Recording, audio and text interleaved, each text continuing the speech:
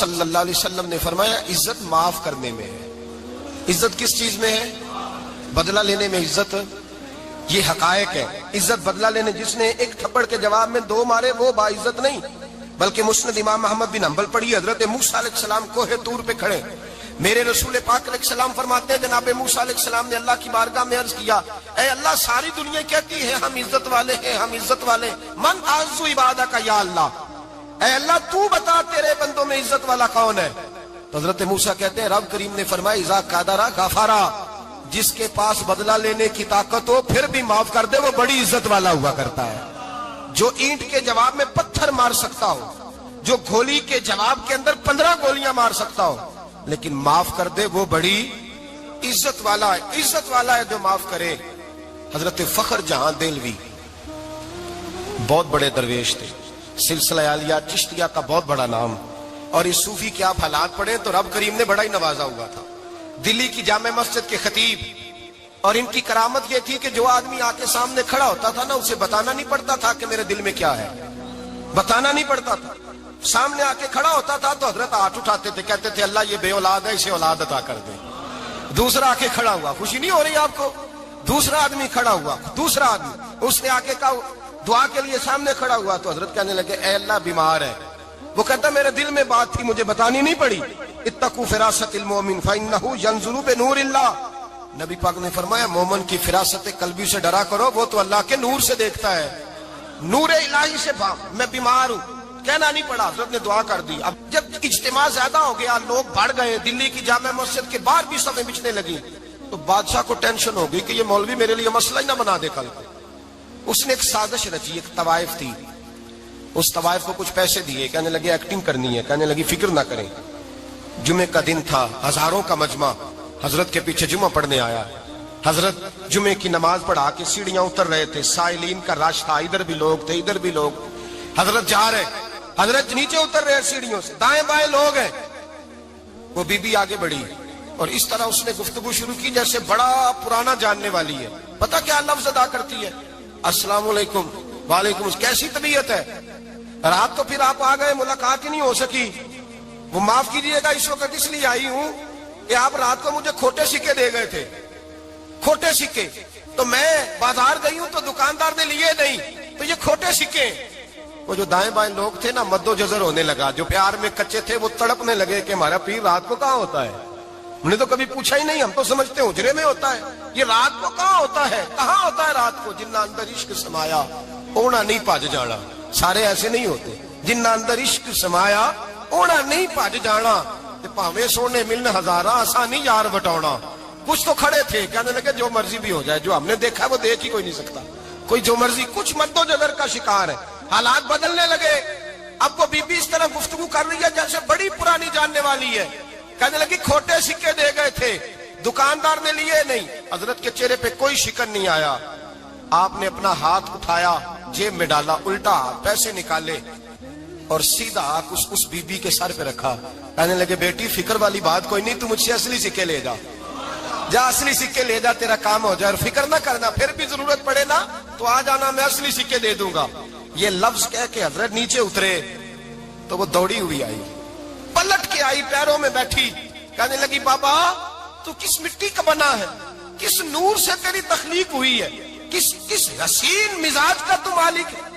میں وہ be be جس کو سارے لوگ گندی نظر سے دیکھتے ہیں معاذ اللہ، اور میں فلاں بادشاہ کے کہنے پر ایکٹنگ کرنے آئی طوائف، اور میں تیرے دروازے پہ تجھے بدنام کرنے آئی ہوں اور تو نے مجھے بیٹی بنا لیا ہے۔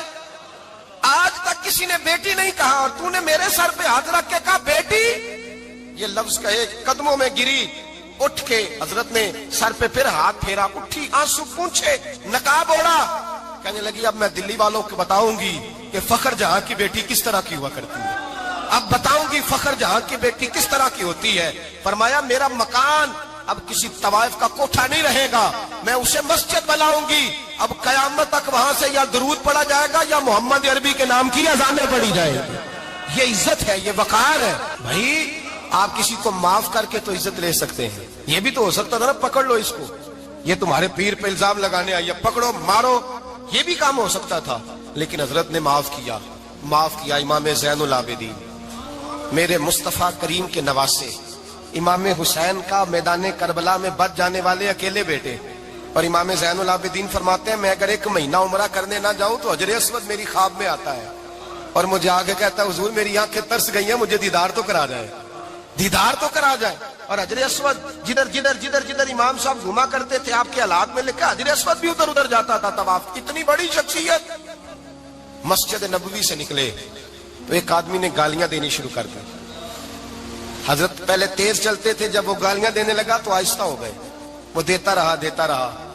جب آپ کا گھر آ گیا تو آپ فرمانے لگے بھائی میرا مکان آ گیا ہے، کوئی بات اور کرنی ہو تو کر لے، میرے بچوں نے سن لیا تو تجھ سے ناراض ہوں گے۔ اور پھر وہ شخص کہتا جب یہ لفظ کہے نا تو مجھ پہ سختہ طاری ہو گیا، یہ کیا کہہ رہے ہیں؟ ہم تو دشمن کو بھی پاکیزہ سزا دیتے ہیں، یہ کیا کہہ رہے ہیں؟ حضرت نے کہا کوئی بات کرنی ہو تو کر لے، میرا مکان آ گیا ہے۔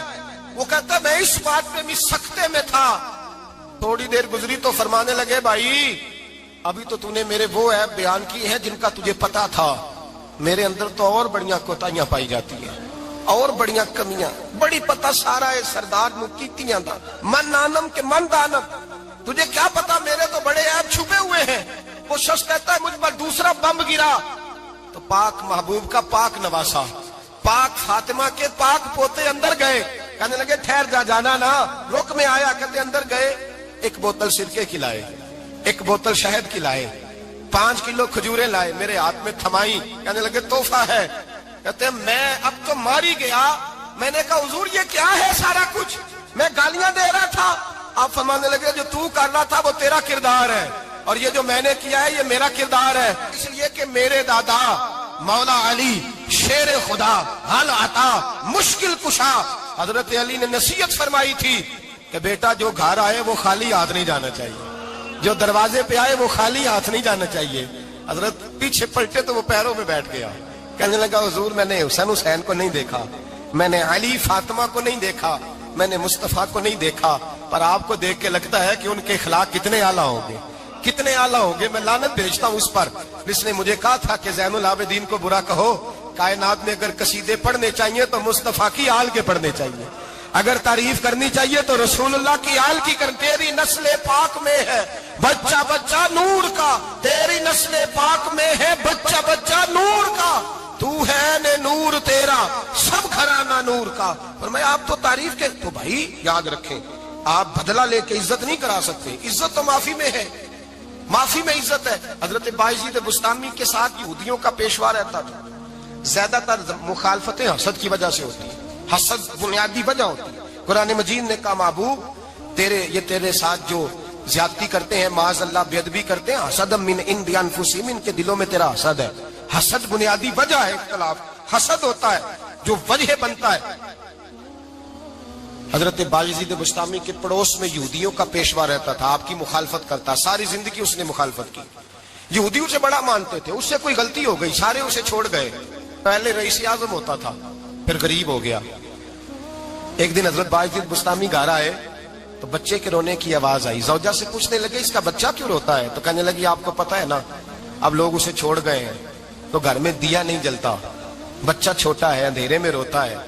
رات گہری ہو گئی تو حضرت بایزید نے اپنے گھر سے دیا اٹھایا، اپنے گھر سے دروازے پہ دستک دی، وہ باہر آیا تو جناب بایزید کا انداز کیا ہے، اس نے مخالفت کی زندگی بھر، انداز کیا ہے، باہر آتے ہی نا آپ فوراً اس کو بولنے نہیں دیا، کہنے لگے بھائی سن لے میں پہلے بھی آ سکتا تھا، دیر سے اس لیے آیا ہوں کہ گلیاں سنسان ہو جائیں، لوگ سو جائیں، تجھے اور مجھے کوئی نہیں دیکھ رہا ہے کہ میں ہوں دوسرا تو ہے، اور تو مجھے اچھی طرح جانتا ہے بایزید وہ نہیں کہ جو نیکی کرے گا اور دنیا کو بتائے گا، میں تیرا راز بھی رکھوں گا۔ اور بچے تو معصوم ہوتے ہیں نا، فرمایا میرے بڑے ہو گئے تیرے چھوٹے ہیں، یہ پکڑ لے دیا گھر میں لے جا، اور میرا وعدہ ہے کسی کو ساری زندگی اس نے مخالفت کی۔ وہ شخص کہتا ہے مجھے بولنے کا موقع نہ دیا، دیا دے کے چلے گئے۔ اگلی شام پھر آئی، رات گہری ہوئی تو پھر دروازے پہ دستک ہوئی، میں باہر گیا، نیا چراغ نئی بتی نیا دیا، کہنے لگے دیکھ کوئی نہیں دیکھ رہا، میں اس وقت آیا ہوں جب تنہائی ہو اور تو مجھے جانتا ہے، میں غلط بات بھی نہیں کرتا، یہ دیا رکھ لے، میں کسی کو بتاؤں گا بھی نہیں۔ کہتے چلے گئے۔ تیسرا دن آیا تو وہ یہودی کہتا ہے میرے صبر کا بندھن ٹوٹ گیا، میں ٹوٹ گیا، ان کی نیکی نے مجھے خرید لیا، ان کے معاف کرنے نے ان کی عزت میرے دل میری روح میں بڑھا دی، کہتے ہیں جب دروازے پہ دستک دی میں باہر آیا انہوں نے دیا تھمایا, کہنے لگے دیکھ بھی کوئی نہیں رہا اور تو مجھے جانتا ہے میں مصطفیٰ کا غلام ہوں, میں جھوٹ بھی نہیں بولتا, میں بتاؤں گا بھی نہیں, تیرا راز رکھوں گا. کہتے ہیں انہوں نے دیا تو اس یہودی پیشوا نے شور مچانا شروع کیا, کہنے لگا مسلمانوں باہر نکلو, یہودیوں باہر آؤ, عیسائیوں باہر آؤ. شور مچ گیا, لوگ چھتوں پہ چڑھ گئے. کیا ہوا کیا ہوا؟ کہنے لگا یہ بایزید ہے, میں یہودیوں کا پیشوا ہوں, میں نے ساری زندگی جھوٹے الزام لگائے, ساری زندگی اس کو بدنام کرنے کا ہر حربہ استعمال کیا, جو مجھ سے بن سکتا تھا میں نے کیا. پر یہ عجیب شخص ہے, یہ پرسوں بھی مجھے دیا دے گیا ہے, آج بھی دے گیا ہے, کل بھی دے گیا ہے, میں ساری زندگی اسے رلاتا رہا اور اس نے میرا چھوٹا سا بچہ بھی میرے بچے کا رونا بھی اس سے برداشت نہیں ہوا. میں تم سب کو گواہ بنا کے کہتا ہوں میں جھوٹا ہوں, بایزید سچے ہیں, ان کا مذہب بھی سچا ہے, قرآن بھی سچا ہے, اسلام بھی سچا ہے, اور جس مصطفیٰ کا یہ کلمہ پڑھتے ہیں وہ محبوب بھی بڑا سچا ہے, یہ سچے دین کے ماننے والے ہیں. کہنے لگے میں تمہیں گواہ بنا کے مصطفیٰ کا کلمہ پڑھتا ہوں اور تمہیں بتاتا ہوں کہ آؤ سارے در رسول پہ جھک جائے.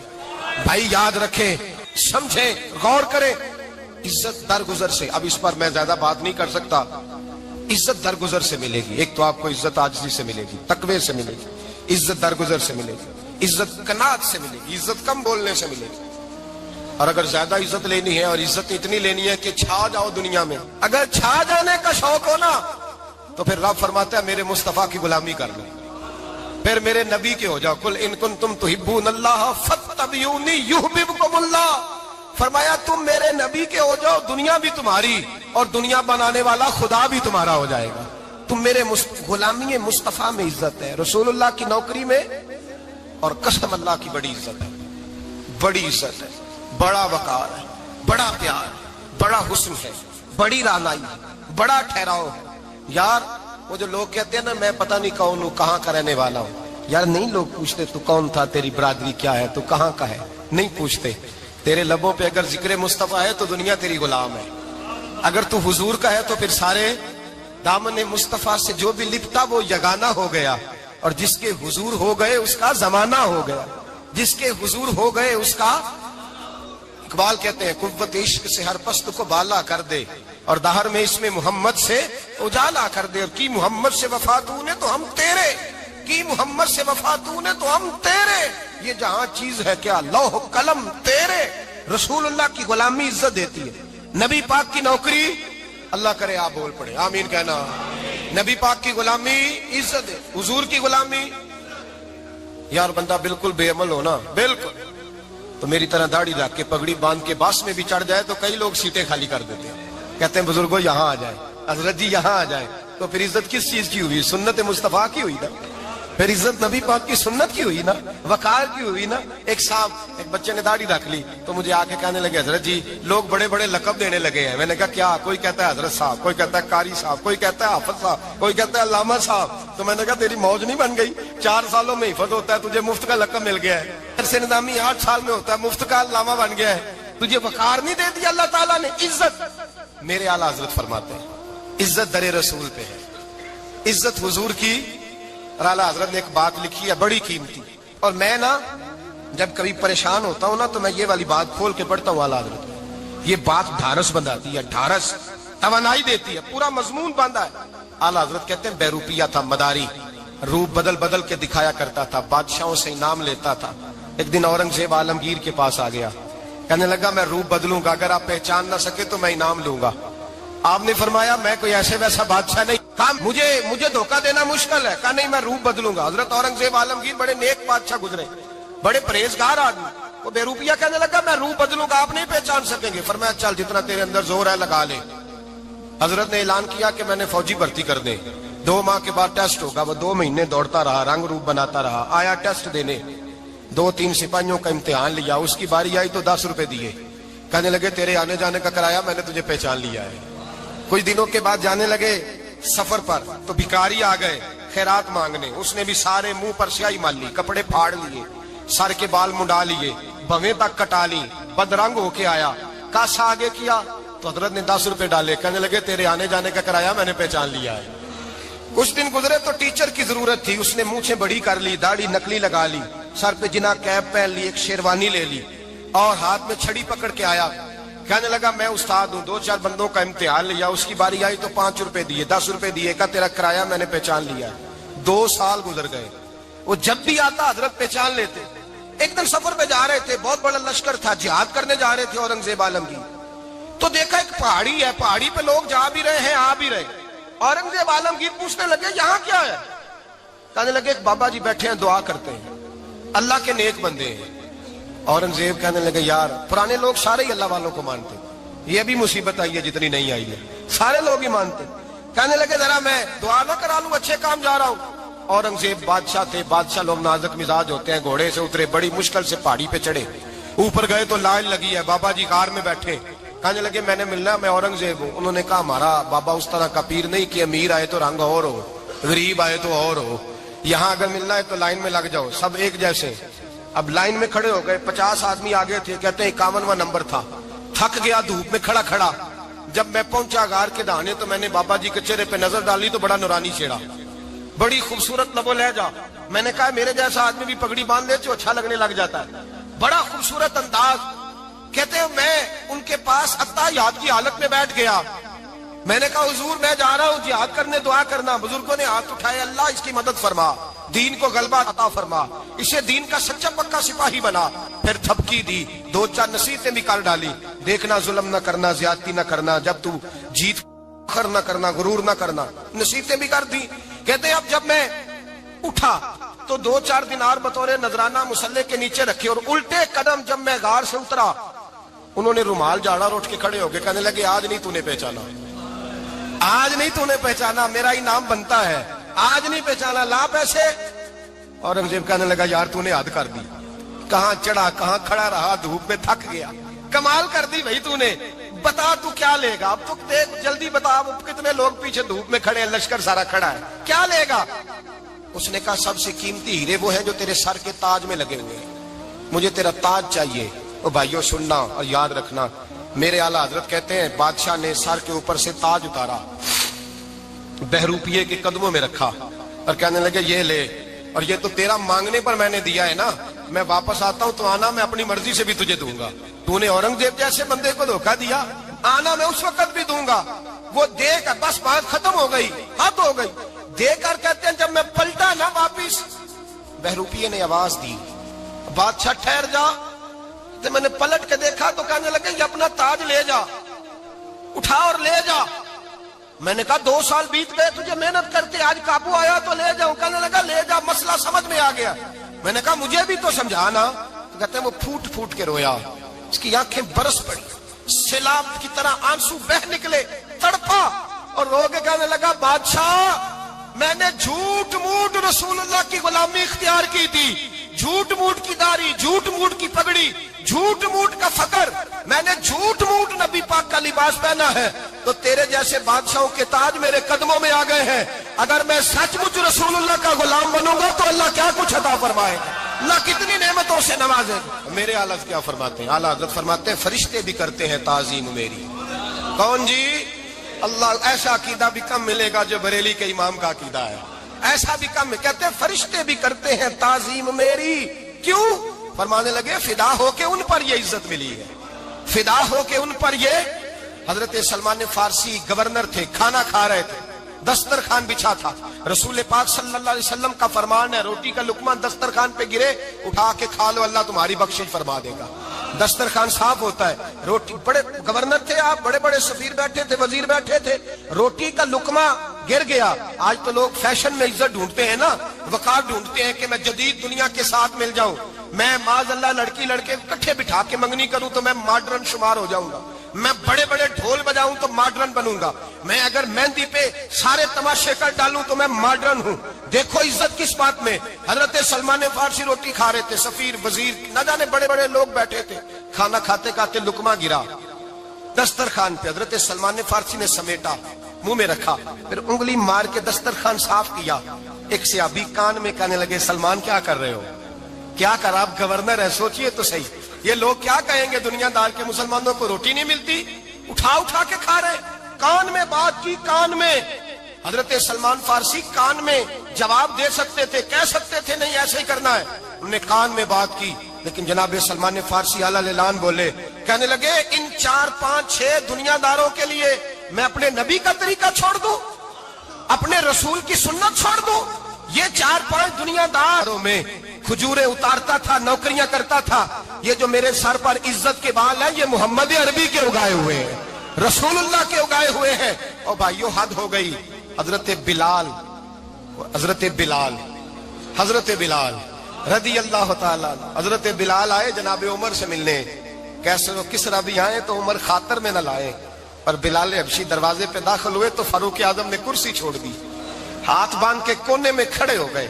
کالا رنگ ہے، نام بھی لکھنا نہیں جانتے، زمانے میں تعارف کوئی نہیں۔ حضرت عمر نے ہاتھ باندھا ہے، لوگ کہنے لگے عمر تو کیسے ہو، کسرا سے نہیں ڈرتا، یہ کون آ رہا ہے جس کے لیے تیرا اتنا استقبال ہے؟ حضرت عمر کہنے لگے چپ کر جاؤ، اس کی بات نہ کرنا، اسے آنے دو، اسے آنے دو، اس کی بات نہ چھیڑنا۔ حضرت سیدنا بلال آئے، کہنے لگے امیر المومنین کیا کر رہے ہو؟ فرمایا نہیں چپ کر یار، بازو پکڑا، اپنی کرسی پہ بٹھایا۔ حضرت بلال کہنے لگے حضور میں غلام ہوں، مجھے تو طریقے بھی نہیں آتے ان کرسیوں پہ بیٹھنے کے، میں تو غریب ماں کا بیٹا، غلام باپ کی اولاد، سلیقہ، یہ آپ کیا کر رہے ہیں؟ تو حضرت عمر کہنے لگے بلال تھا تو غلام ہی، پر جب سے مصطفیٰ کا غلام بنا ہے تو ہمارا امام بن گیا ہے، اب تو امام ہے رسول اللہ کی امت کا۔ فرمایا وہ مجھے دن یاد ہے جب مکہ فتح ہوا تھا، بت ٹوٹ گئے تھے، بڑے بڑے سردار تھے، اور میرے نبی نے فرمایا بلال سے کہو کعبے کی چھت پہ چڑھ کے اذان دے۔ تو لوگوں نے کہا حضور یہ سارے جل گئے ہیں، کسی اور کی ڈیوٹی لگا دے۔ حضور نے فرمایا چپ کرو، بدر میں مار کھا کے اذان پڑے تو بلال، احد میں پتھر برسے اذان پڑے تو بلال، تپتے صحراؤں میں پڑے تو بلال، ہر جگہ مار کھائے تو بلال۔ اور آج اگر اللہ نے عزت دی ہے تو میں لوگوں کو دیکھ کے بلال کو عزت نہ دوں؟ میں بتانا چاہتا ہوں کہ رسول اللہ کی غلامی میں عزت ہے۔ فرمایا کوئی اوپر نہیں چڑھے گا، ابو بکر بھی نیچے، عمر بھی نیچے، عثمان و علی، طلحہ اور زبیر بھی نیچے۔ آج یہ حبشی غلام کعبے کی چھت پہ چڑھے گا اور میں دنیا کو بتاؤں گا کہ اصل عزت اسی کے پاس ہوتی ہے جو رسول اللہ کا غلام ہوا کرتا ہے۔ بھائی یاد رکھیں عزت حضور کی غلامی میں ہے نہ۔ یہ دیکھو میری برادری کیا کہتی ہے، رمضان کا مہینہ ہے، 10واں روزہ ہے، حضرت خدیجہ کا یوم وصال ہے، نہ دیکھو دنیا کیا کہتی ہے، یہ دیکھا کرو رسول اللہ کیا کہتے ہیں۔ نبی پاک چھوڑ دو ساری دنیا کے دھوکے، سارے فیشن، ساری رسومات، ساری تہمات چھوڑ دو، سیدھی توجہ مدینے والے محبوب کی طرف کرو، جیسے حضور کہیں ویسے کرو۔ ماحول کا نہیں تھا حضور، اللہ نے آپ کو جوان اور خوبصورت بیویاں دی ہیں، پر میں جب بھی سنتی ہوں جناب خدیجہ کا ذکر ہی سنتی ہوں۔ میں نے رشک کے انداز میں کہا، کہتی میں بات کہہ کے خاموش ہو گئی، اور جب میں نے نظر اٹھا کے دیکھا تو حضور کی آنکھوں میں آنسو۔ نبی پاک صلی اللہ علیہ وسلم کا یہ انداز دیکھا تو میں نے کہا حضور میں رب رسول کی بارگاہ میں توبہ کرتے ہیں، اب تو رو دیے۔ تو حضور فرمانے لگے عائشہ یہاں جو بھی آیا ہے نا وہ سکھوں اور آسانیوں کے دنوں میں آیا ہے، اور خدیجہ میری ان دنوں کی ساتھی تھی جو میرے تکلیف کے دن تھے، میری آزمائشوں کی، میری پریشانیوں کی میری ساتھی تھی۔ جب لوگ مجھے تکلیف دیتے تھے میں گھر جاتا تھا تو مجھے کہتی تھی حضور آپ تو صلہ رحمی کرتے ہیں، غریبوں کا بوجھ اٹھاتے ہیں، آپ تو لوگوں کے ساتھ محبت سے پیش آتے ہیں، حضور آپ پریشان نہ ہو، آپ کا رب آپ کو ہمیشہ عزت ہی عطا فرمائے گا۔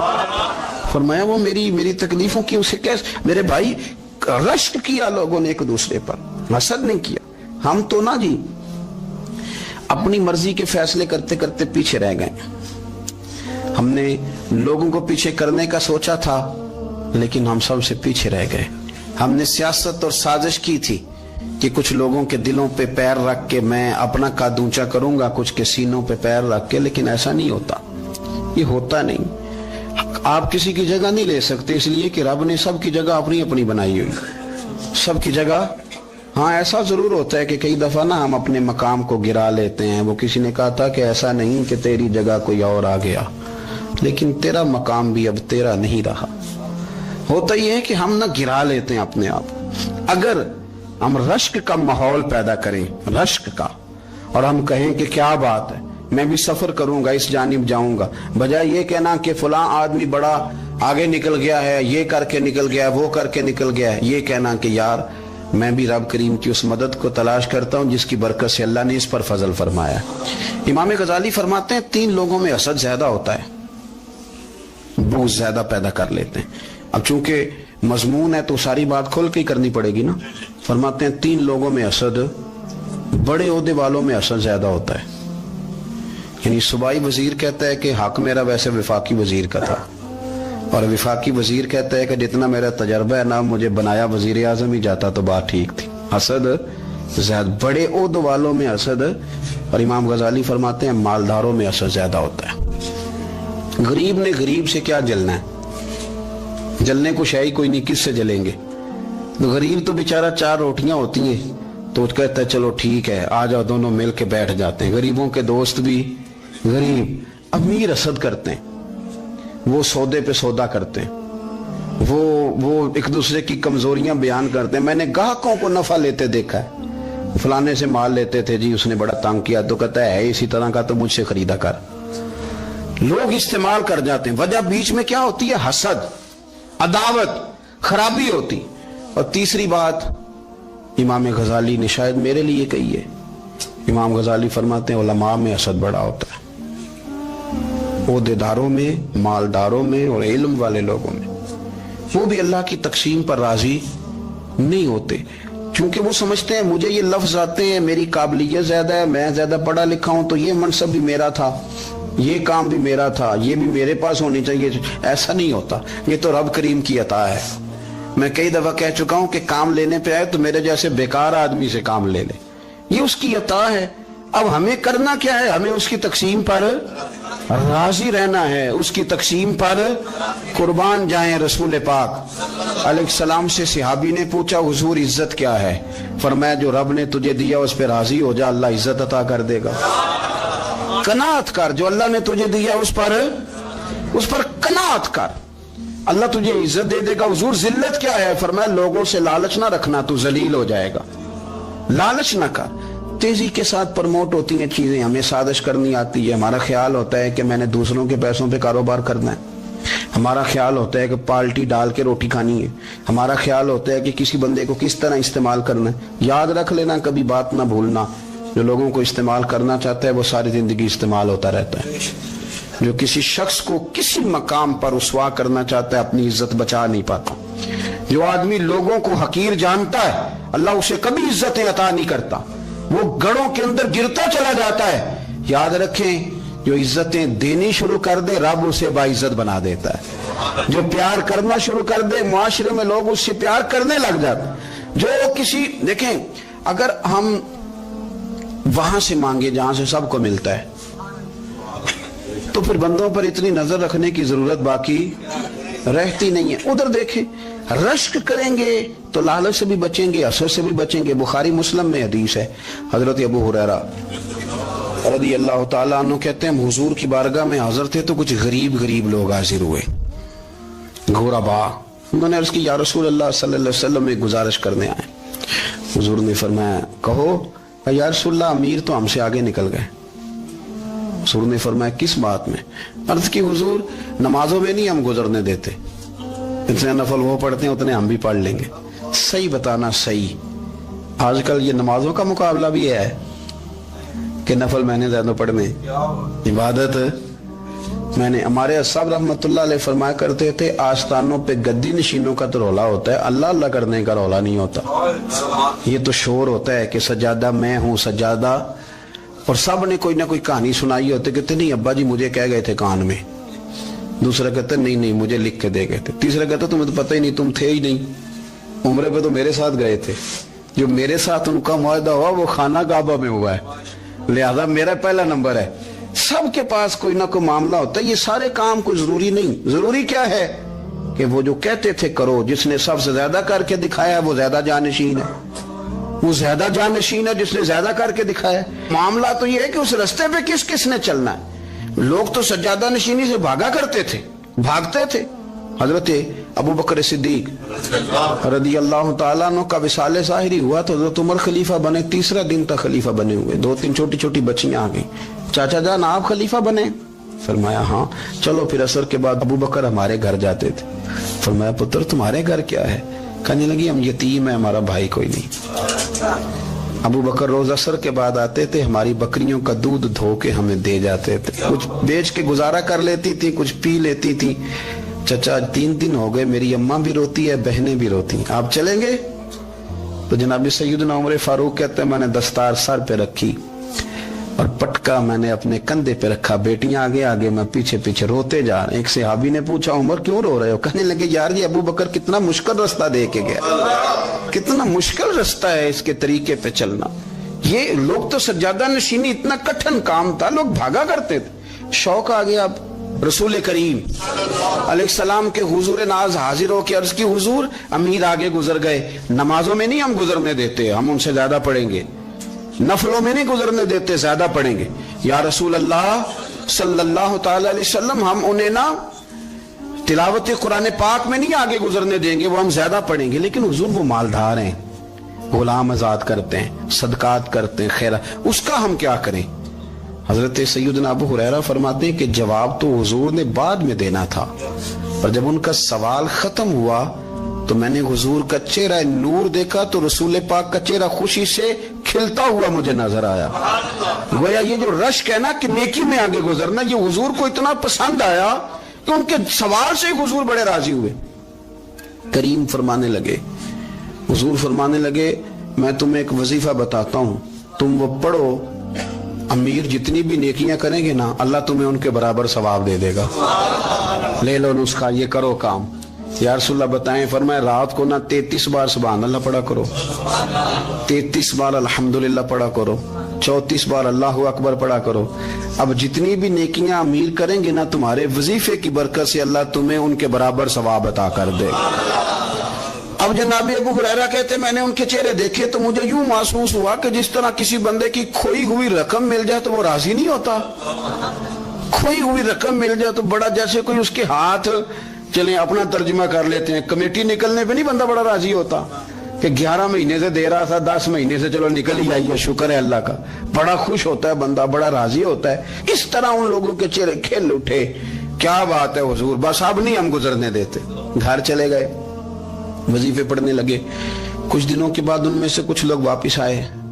حضرت ابو ہریرہ کہتے ہیں مجھے چونکہ وہ پرانی بات یاد تھی تو میں دلچسپی سے ان کا آنا جانا دیکھنے لگا. وہ کریم کی بارگاہ میں آ کے بیٹھے تو ان میں سے ایک شخص بڑی پریشانی کے ساتھ کہنے لگا حضور بڑی پریشانی لگ گئی. فرمایا کیا ہوا؟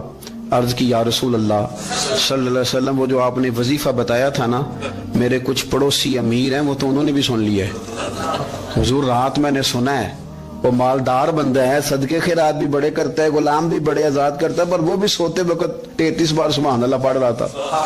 وہ تو اس نے بھی سن لیا حضور, وہ بات یہاں سے نکلی ہے, جانے کہاں کہاں پہنچی ہے, تو وہ بھی پڑھ رہا تھا. حضور اب کیا بنے گا؟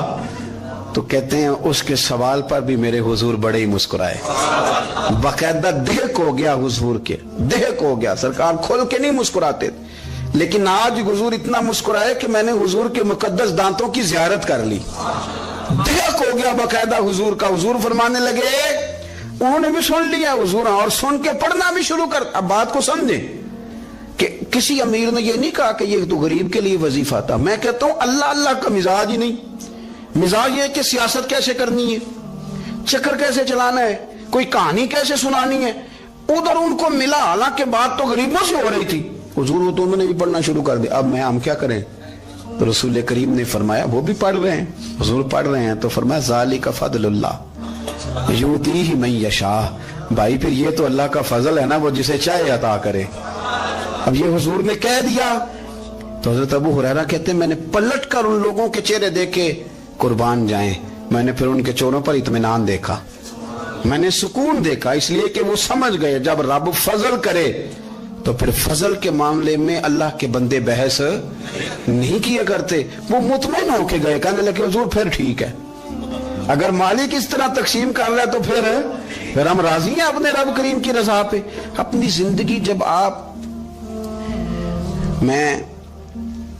بڑی محبت سے قرب و جوار سے تشریف لاتے ہیں, میں قرآن و سنت کے بہت سارے عنوانات دیکھ کے آپ کی خدمت میں ایک بات عرض کروں, اپنی ساری توجہ اپنے رب رسول کی جانب مائل کریں.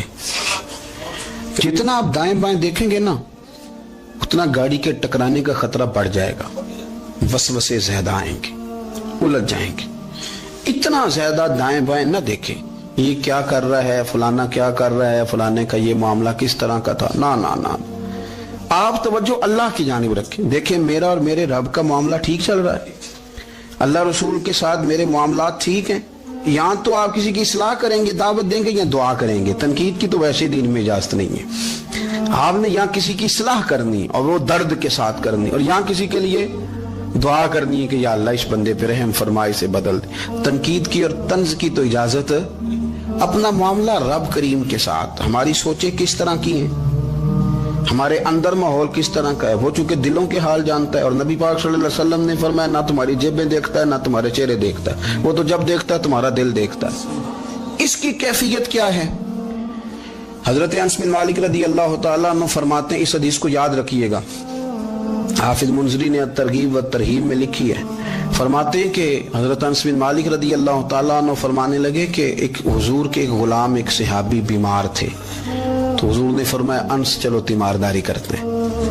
کہتے ہیں حضور کے ساتھ گئے، نبی پاک صلی اللہ علیہ وسلم پہنچے. جب ہم نے اس شخص کو دیکھا تو حضرت انس کہتے ہیں ہم پریشان ہو گئے، چونکہ ہم نے اسے بڑا صحت مند دیکھا تھا، وہ کمزور ہو گیا، وجود پر بہت سارا گوشت دیکھا تھا. اب ہم دیکھ رہے ہیں کہ وہ ہڈیاں ہی ہڈیاں رہ گئی ہیں، چہرہ بڑا بارونق تھا، اب کمزوری ہو گئی. رسول کریم تشریف لے گئے اور حضور اس کی چارپائی کے سرہانے بیٹھے، اور جب حضور نے اپنا دست مبارک اس کے بالوں میں رکھا اور نبی پاک نے دست شفقت پھیرا تو کہتے ہیں اس شخص نے آنکھیں کھولی اور حضور کا چہرہ دیکھا تو اس کی خوشی کی کوئی انتہا نہ رہی، بڑا راضی ہوا، بڑا راضی. اور حضور نے اس کے لیے دعا کی، اس دعا پر بھی اسے بڑا اطمینان قلبی نصیب ہوا. کہتے ہیں حضور اکثر تیمارداری فرماتے تھے، پر آج نہ حضور نے ایک نرالی، انوکھی اور انفرادی بات ارشاد فرمائی. حضور نے فرمایا تو بڑا صحت مند تھا، کمزور ہو گیا، بڑا طاقتور تھا تو ضعیف ہو گیا، ایک سوال کا جواب تو دے. یا رسول اللہ فرمائیے. تو حضور فرمانے لگے اس حالت میں جب تو شدید بیمار اور تکلیف میں، یہ بتا کہ اس وقت تیرا اپنے رب کے بارے میں گمان کیا ہے. حضرت انس کہتے ہیں پہلے حضور بیماروں سے یہ سوال نہیں پوچھتے تھے، آج پوچھا، کیونکہ صحت میں لوگوں کی زبان پہ شکر ہوتا ہے اور بیماری میں شکوے ہوتے ہیں، معاذ اللہ. اس وقت اللہ کے بارے میں یہ سوچ حضور نے ہمیں دی ہے. تم نے ہر وقت یہ ذہن بنانا ہے کہ یہاں رب کریم کے بارے میں کیا تصورات پل رہے ہیں، آوازیں کیا اٹھ رہی ہیں، اس وقت تیرا اللہ کے بارے میں گمان کیا ہے. جناب انس بن مالک کہتے اس نے ہمیں اشارہ کیا کہ مجھے اٹھا کے بٹھاؤ. ہم نے بٹھایا تو کہتے ہیں پھر اس نے اپنی آنکھیں کھولی اور حضور کے چہرے نور پر نظر کر کے نظر جھکا لی. عرض کرتا یا رسول اللہ میں کمزور ہوں، بیمار ہوں، تکلیف میں ہوں، اٹھ نہیں سکتا، کھا نہیں سکتا، پر حضور ابھی بھی میرے دل سے آواز یہی نکلتی ہے کہ میرا رب بڑا ہی کریم ہے، میرا اللہ بڑا ہی مہربان ہے، وہ بڑا ہی معاف کرنے والا ہے، وہ اپنے بندوں سے پیار ہی بڑا کرتا ہے. آپ میری بات کو سمجھیں، کیفیت کیا ہے اور الفاظ کیا ہیں. حضور وہ مجھ سے بڑی محبت کرتا ہے، بڑے پیار والا ہے. یہ لفظ کہتے کہتے آواز بھرا گئی، آنسو نکل آئے. پھر اس نے تکلیف زیادہ محسوس کی تو وہ لیٹ گیا اور پھر اس نے حضور کے چہرے نور پہ نظر ڈالی، کلمہ پڑھا، روح ہی پرواز کر گئی. حضرت انس بن مالک فرماتے ہیں ہم اس کے گھر سے نکلے اور جب حضور اس کے کمرے سے باہر آئے تو رسول کریم نے پلٹ کر رک کر پھر پیچھے دیکھا اور فرمایا انس اگر کسی جنتی کی زیارت کرنی ہے تو میرے اس غلام کا چہرہ دیکھ لو. اس لیے کہ جن لوگوں کے نظریات رب کریم کے بارے میں اس طرح کے ہوں پھر ان کے خاتمے خیر کے